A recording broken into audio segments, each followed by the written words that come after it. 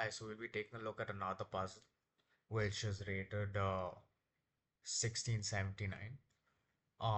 The first thing I notice is that this pawn is hanging, right? The second thing I notice is that the opponent's bishop, which is on g4, can take a knight. Also protects um our knight also protects the pawn which is on h2, right? So let's just assume for a second that this we end up taking the pawn which is free for taking, which is unprotected. uh then what happens is they take our knight.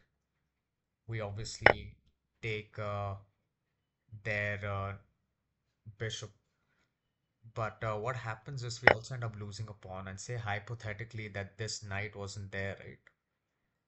If this knight wasn't there, for example, so obviously we can defend it, but let's say this knight which is on e2 wasn't there, then we would have to move our king, and we would end up losing a rook.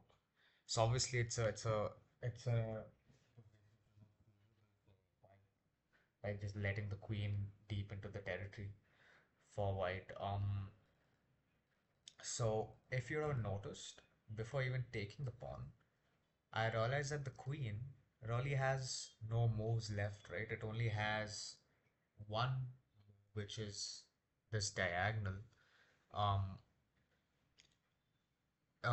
it can only move backwards, right? It can't move anywhere on the H file because it would end up being captured. It can't move anywhere along the fifth rank because again it would be captured.